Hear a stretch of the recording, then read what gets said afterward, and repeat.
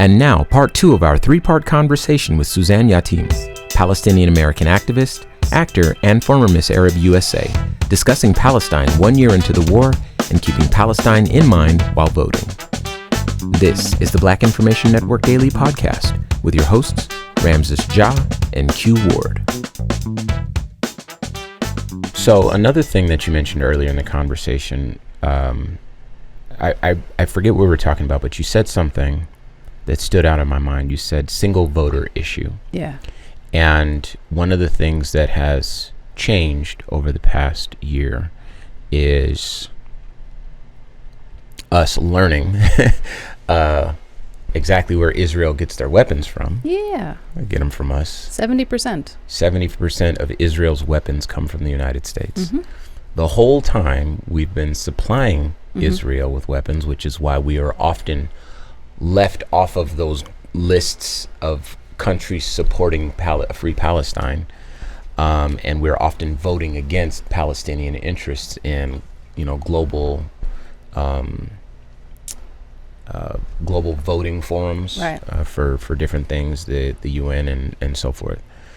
As a country, we're often voting against Palestinian interests and for Israeli interests, despite there being an active genocide on the ground there.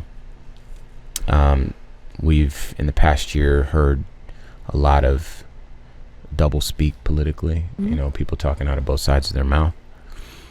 And we learned, as Q mentioned, that Joe Biden, is a Zionist. Despite what he said at his State of the Union address, he's a self-proclaimed Zionist. And he's been for a long time, by the way.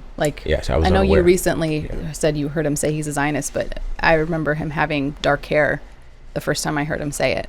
I was very young, so it might have been a video. I don't even know if I was alive at the time, but he has said years and years and years ago, decades ago, that he's a Zionist. So this is nothing new. Okay. It's it's an interesting thing to juxtapose him saying it now. This is an interesting time to proudly stand on that position. It's a strong stance to take. That's why it stood out to me. So no matter your position, right? And I think this is kind of we spoke of privilege. I think it's a privilege to have grown up in Detroit, Michigan. We have the largest concentration of Arab-speaking people in the United States. Mm-hmm. So the 9/11, they couldn't other Arab people to me. I knew too many of my mom's friends from work, or people at the bowling alley I went to as a child who took me to baseball games and treated me like family. Like you couldn't other Muslim or Arab-speaking Christians to me. The church across the street from my church was a Chaldean church. All of the members there none of the members there looked like me. Mm-hmm. None of the members there spoke like me. But when we came out of our churches, we hugged, we fellowshipped. So I didn't have to go through that kind of, no one could brainwash me into thinking that just because a person worshiped that way and dressed that way. Or spoke that language.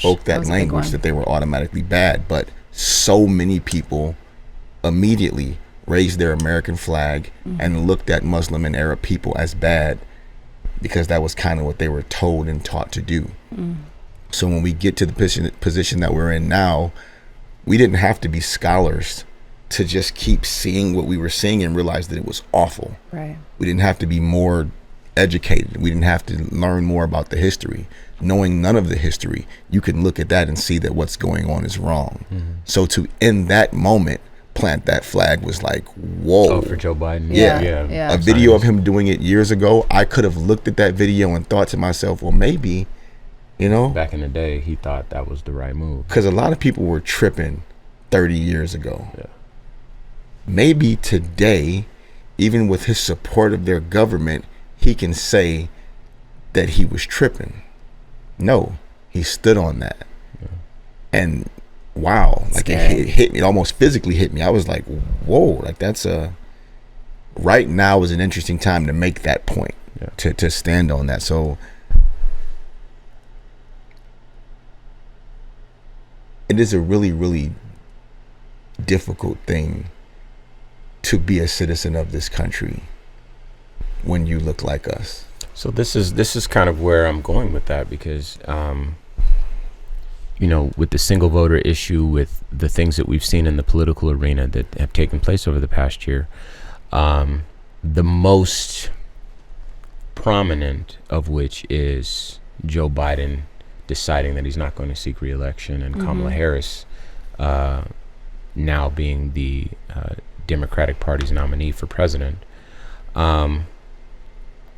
That introduces some new dynamics to the equation. Kamala Harris is a part of the same political system that black people historically have looked at as oppressive. But at the same time, she represents an evolution of that same system to a lot of people. Because she's a brown woman. Black woman, yes. Brown woman. She's Indian and black. Is she Indian black? and black, yes, both. And so there are black women who look at her, being from Oakland, California, where she was born, her going to a historically black college, her pledging to a historically black fraternity, and carrying those things with her throughout her career. There are black women who look at that and say, okay, we can be excited about this moment. This isn't the moment that there was not a lot of people that asked for this moment, but this is the moment we're at, and some people have found a way to be excited about it. The thing is, I know that while the Harris administration, the Harris-Walz administration, could be a different administration from the Biden-Harris administration, the one commonality is the word Harris, and that's who we're talking about today. So we're here to have an honest conversation with our sister, and we hope that you feel as empowered to say the things that are right for you to say in this moment. I guess the simplest question I want to ask is, what was it like? Was there any positive or was it negative? What was it like when Kamala Harris ascended to the top of the Democratic Party's ticket? Wildly frustrating. It felt like everybody had amnesia. Okay. And they suddenly forgot everything the Democratic Party had done that she represents. And there's nothing about her words that suggests that she was going to do anything otherwise, particularly if you see where the money is coming from, which at the end of the day is what it's all about. So when you say where the money's coming from, yeah, make sure you talk about that. Thank you. So she gets so much money from the American Israel lobby group called AIPAC, which, as I will always say, they should be designated as a foreign agent, because they only do things, they are able to create laws in the United States that only benefit the state of Israel, such as anti-boycott laws. I've heard of those, yeah. It's wild. They have some in Arizona. Yeah, they do. It's in over 30 states where if you are working in the public sector, you have to sign a document saying that you will not protest Israel. You will not boycott the state of Israel. Yeah. And that is a wild infringement on our freedom of speech. Like, wild. The fact that you want to tell me what I can and can't do with my money and what I can and can't say as an American? Really? I mean, they're just really quietly stripping away our rights, and it's AIPAC that's doing it. And AIPAC funds, they've given more money to, I think, pretty sure, to Kamala than they have to Trump. So, and again, that's not saying Trump's the good guy. I'm just saying that that's how influential they are to her and her campaign. It's very scary to think, okay, but let's just elect the lesser of two evils and then we'll really work, because the hardest a politician works for us is when they're running. Once they're elected, you've given them all the power and they can do whatever they want. So it's really scary to hold out hope that it's all going to happen after, when this is the time where they're supposed to really really work for our vote. So to give them all that power later and be like, okay, but do right by us, right? Feels very, very scary. And I don't want to hope for that, especially when she's not given any indication that she would do right by Palestinians and by the genocide that she's complicit in. You mentioned her comments on the right to self-determination. Politicians talk about that all the time. They say there should be two states. What does that mean? So right now, if you were to look at a map of Palestine, Israel occupies most of it, and then there's the Gaza Strip and the West Bank, and there's about 50 miles in between, though. I mean, it's not far. When I was there, I was 52 miles from Gaza City. It was crazy to think about. So allegedly, we would get the Gaza Strip and the West Bank. They completely annihilated the the Gaza Strip. So that's a part of our home that we don't have. And then in the West Bank, they're supposed to give us all of it, but they didn't. They created, first of all, there's the apartheid wall.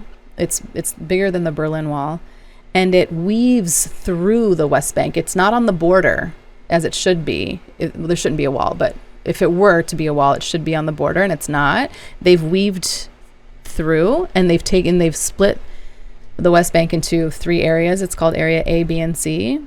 Area C is completely under Israeli control. Area B is under Israeli control with some authority from the Palestinian Authority to kind of like run things. And then Area A is full Palestinian Authority control, and it's very little. So if you were to pull up a picture of the West Bank and you see it, you'll see it spotted a lot. Is this why they call it the occupied West Bank? Yes. Okay, go ahead. And then the reason it's occupied is because they've taken, which is a breach of international law. If you are an occupying power, you are not allowed to bring your citizens onto the land to live.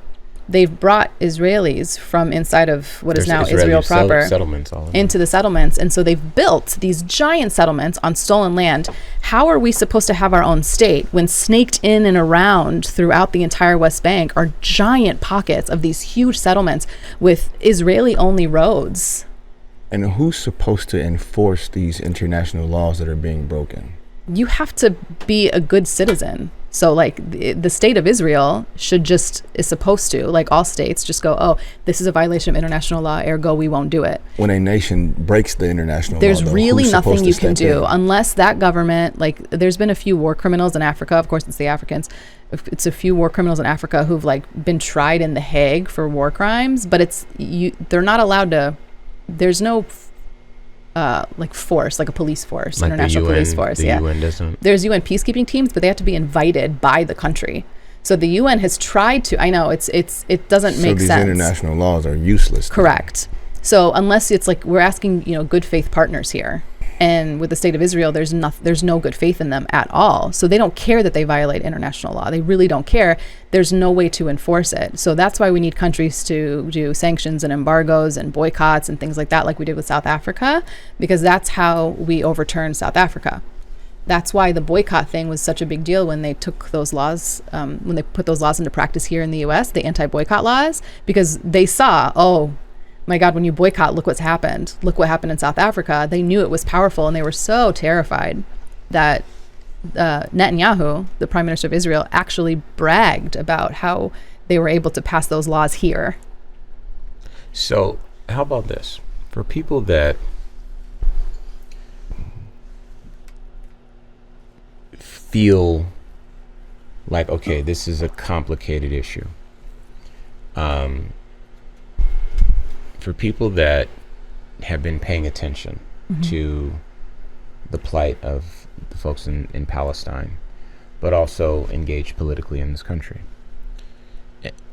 when they say, well, Kamala Harris has been intentional with, some of her speeches about Palestine and what's necessary in Palestine, when they say that, and they say that Trump hasn't said really anything at all that would be considered beneficial to the Palestinian plight, what do you say to those people who are looking for, I don't think, how about this? I want you to go, but for a person who says, okay, I rock with Palestinian people, this is necessary, I see the war machine, I see where the money comes from, I see where the weapons come from. One of these two is going to be elected.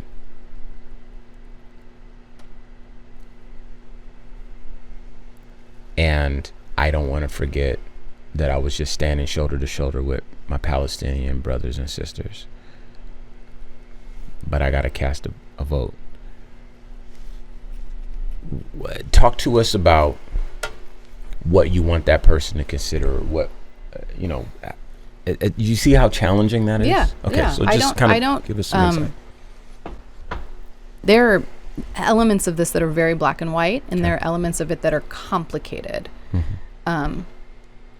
And that's actually, I'd use the word messy more than complicated. It's just messy Mm-hmm.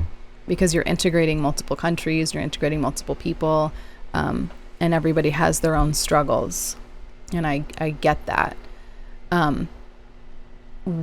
When, this is a rhetorical question, but when is enough enough?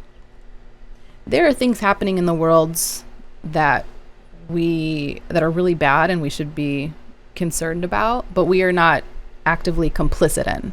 Like, our tax dollars aren't going there. I'm sure somewhere, the CIA is doing something, but our tax dollars are not going to these places where these things are happening. In this case, if we were to stop funding the genocide, we as Americans, the genocide would stop. So what will happen in America, or when will our hearts be so broken up that we go, okay, it's really time for a complete revolution and a complete change, and the two-party system doesn't work, and we know that, but we don't know it enough to actually do something about it. We're so tired. We're so tired, and right now we just want to survive, and that's so dangerous, and it's right where they want us. So how about this? When you say do something about it, Yeah. do something about it. It's time for us to do something about it. What if you had a magic wand and you could make everybody do something and they would all listen to you? What does that look like? Because I don't, it's hard for me to conceive of, like, I get we should all do something. I'm sure a lot of people would agree, Yeah. but what is it? What actionable thing would you there's so many things. If we're just talking about the election, Mm-hmm. and look, you guys, I'm just one Palestinian girl I know who enjoys being on camera. Like, I mean, I can do it. I can put words together, more or less. It's that in of its own is really stressful because I don't have all the answers. I'm just one person who's lived this and is trying to figure out how to make it better, and that's really hard. If I do vote, I'm voting for Jill Stein. She's a doctor. She's Jewish. She's running for president. She's running for president. Okay. She's in the Green Party, which people scoff at and laugh at, and I get. But why do people scoff and laugh? Because we've created it that way. Because we've led you to believe that these are your only two options, and to throw your vote to this person means you're throwing away your vote completely. And we say all that, and it keeps us oppressed. Sure. We talk about Palestinians living under oppression. Yeah, physically, but they are not the ones that are spiritually and mentally oppressed. It's here. We live under oppression because we think we can't do anything and that we're stuck in this system and we don't even realize it.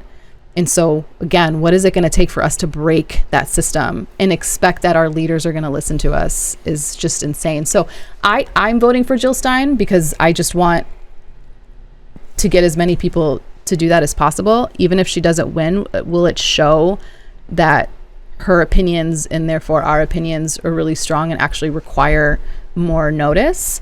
It's not a perfect answer. I don't have a perfect answer because I feel like I'm going up against a lot. I'm going up against people who are so terrified of Trump that they're going to vote for Kamala, even though, again, she's the one funding the genocide. So I feel really trapped in trying to figure out, like, what an answer is that is actually feasible, because I get what you're saying, Quentin. I get it. I think you said something earlier that is absolutely true. It is far more difficult to get a candidate to act in your best interest after you've elected them. Right. The very unique set of circumstances with this election is timing. We are less than a year from, I think, something that we collectively called an awakening with regards to Palestine and Palestinian people, an enlightenment of people who really had no idea what was going on there, even though I've seen young people saying Free Palestine for years now. And even then I didn't understand the why, but I could see who these young, creative, beautiful people were. So I knew something that they were talking about was righteous. When I talk about the timing,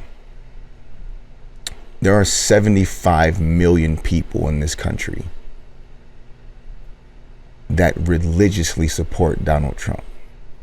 Is that the number? Those Wow. are the people that cast a vote. It's probably a larger number than that because not everyone votes. Right. Wow. 75 million people went to a ballot box and put his name on their ticket. That's scary. Those people believe that we, and him and I, not so much you, because you're not the descendant of slaves here, Right. should not count as citizens. They think that today they tried to get the current vice president tossed from the ticket because as a descendant of a slave, she should be ineligible, using legal precedents from Dred Scott, making black people less than human, therefore not citizens, therefore not having any rights. If I could wave a magic wand, it wouldn't just be about the election. Yeah. We'd be able to maybe change the system here or maybe go somewhere else. But even going somewhere else is dangerous now because of the power of this country. And this country headed up by the other candidate, I know would be far more dangerous, not just for us here, but for our brothers and sisters there. Because he said on a live microphone with live cameras that President Biden should get out of the way and let Israel finish the job. He has. He said that Joe Biden isn't a friend of Israel, which made me laugh. So He does anything they want. So again, we say the lesser of two evils thing. And it's a kind of bit of hyperbole at this point because they say it every election. Every election. It's you know what I mean? So exhausting. that makes it mean less. In this current election, however, one of the evils is not an equivalence. One of the evils is disgustingly evil. One of the evils will have it where you don't get to disagree with his position. We don't get to have this conversation. We don't get to protest. We don't get to still have rights once he becomes in power. He will get rid of civil servants and hire people that are directly loyal to him. He will be a dictator from day one. This is his promise.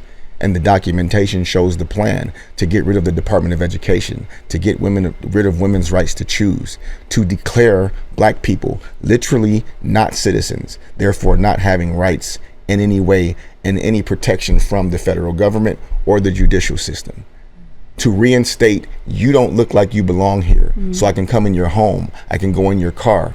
If you don't have the documents on you at the time, I can remove you from this country. And he doesn't even introduce a way to do so.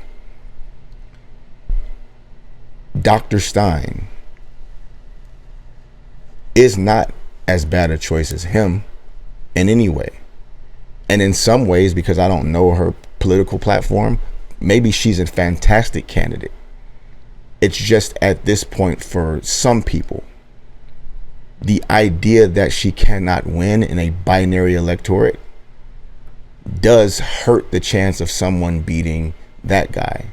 And you've pointed that out. It is an accuracy. There is a bit of control and manipulation there when there's this fear of evil dictator Donald Trump running against whoever the other candidate is. Can I add something right here? Because that's a great setup. So I read a story recently about this might have been the 2000 election, maybe 2004, somewhere in there. It was Bush and Gore? Al Gore, yeah. And that one came down to the wire. And it all ended up coming down to Florida. Yeah. And I think the difference ended up being something like 800 votes, right? And it was an insanely low number. Yeah, it was something like 800 And he had votes. a relative that was the governor of said state. Right. Very and there was some votes that convenient. not counted. It was some mysterious The hanging circumstances. Chad. That wasn't Yeah. mysterious at all. Yeah, but I mean, the way history remembers it, you know, we would know otherwise, but history remembers it as mysterious circumstances because it wasn't cut and dry. Bush won that. But there was a candidate running at that time as a third-party candidate, and his name was Ralph Nader. Oh, yeah. And among other mysterious things that took place in Florida, in the different counties, how they were tallying things, how they counted their ballots, what was eligible, what was ineligible, which districts counted for what, which stuff got thrown away, all kinds of like clerical errors, things like that. In addition to those, I believe it was something like 11,000 people had cast their vote for Ralph Nader. 11,000 people. Now the margin of George Bush's win of the state of Florida, which determined the election and the course of the country over the next 8 years, was 800 votes. 11,000 people versus 800. And of the people that voted for Ralph Nader, it was something like 90 some odd percent would have preferred Gore to Bush. And that little tiny community of Ralph Nader voters in Florida were so upset because now, because of their, it's not a protest vote, it was a sensible vote for them. It was the right vote. They didn't want to subscribe to the lesser of two evils narrative. They pushed back against the fact that this country was, in some people's opinions, poorly founded insofar as the electoral process is concerned. These people who just didn't see enough value in either candidate and couldn't morally stomach to cast a vote for one or the other. Those people had to live with the fact that, you know what, I wish that I would have voted for Gore. It was like 90+% of them. I wouldn't be surprised it was like 97% of them, right? Because Nader was just a candidate who was, I don't remember his platforms, so forgive me if this is wrong, just as an example, was a little further left of Al Gore. So when we talk about a third party candidate, how do you, what I'm trying to do here, let me say it this way. What I'm trying to do is get people as close to, maybe not your mindset, because that might be, no one can have that, but how do people accommodate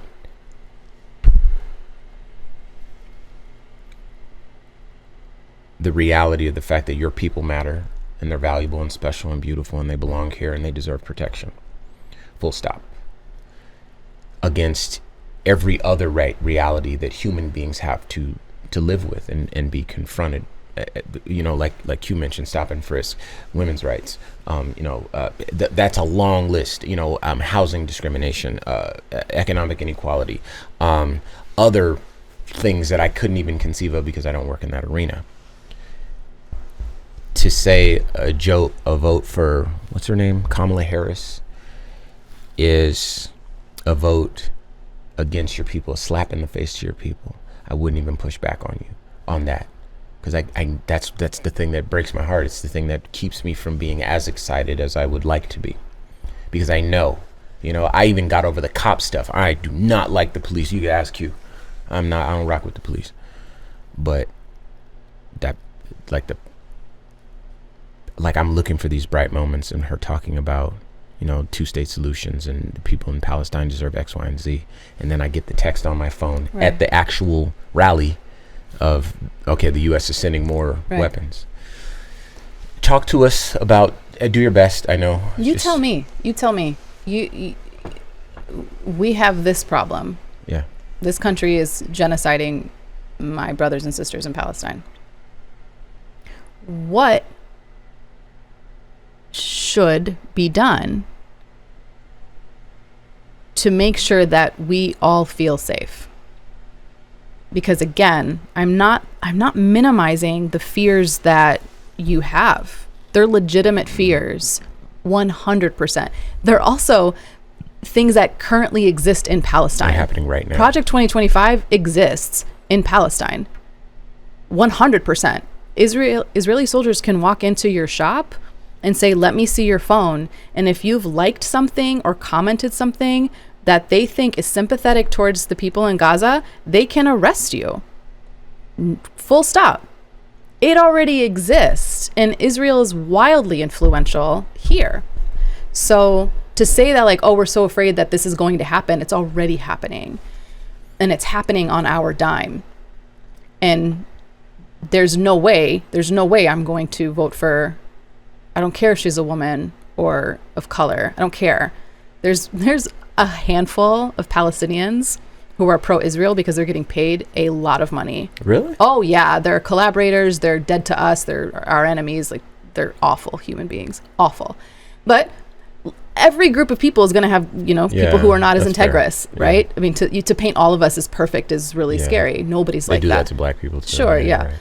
Right. So the idea of, like, just because she's a woman or because she's black or because she's Desi, even Indian, does not mean that she has the morals and integrity that I subscribe to.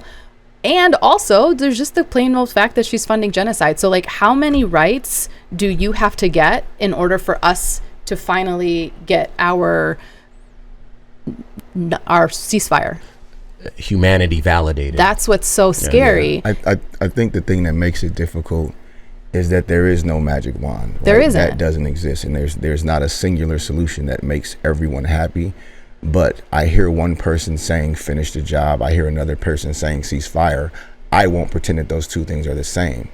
I know that all of us, right, because we're saying she's funding the genocide. We're collectively as a nation funding that thing because of the way our government is set up. We don't get to say, I want my tax dollars to just go to education and healthcare. You pay the taxes. The people in charge who, unfortunately, are not even collectively put there, right? Because of our electoral college, the person with the most votes doesn't always win. Right. The person who gets the most electoral votes wins. So it's not even a pure democracy. We don't get to just fully have our voices heard. I think it's important for you, the listener, to know that our questions are not to our sister or challenging that she should support it, because in her position with no conscience, could I support any system that put my people in the place that her people are? We, however, do all the time. We do every year support a system that oppresses us because, sad as it sounds, and this is why sometimes you guys hear me on a Civic Cypher sound less hopeful, we don't have a choice. So what is it going to take? Because genocide's the worst thing that can happen. That's why the whole United Nations was set up. It's because a genocide happened and we were like, okay, war's going to happen, but we need to have some better rules around war. So we decided the worst thing in the world is genocide. And now the genocide hasn't hit our streets yet here, but we're still committing the genocide. So what is so hopeful is we're still in a position where we can actually do something. And I don't want it to be too late. I don't want to get to the point where we finally wake up, but we are, to your point, not allowed to be on this platform. Like, when does that happen? This concludes part 2 of our 3-part conversation with Suzanne Yatim, Palestinian-American activist, actor, and former Miss Arab USA, discussing Palestine 1 year into the war and keeping Palestine in mind while voting. This is the Black Information Network Daily Podcast with your hosts, Ramses Ja and Q Ward.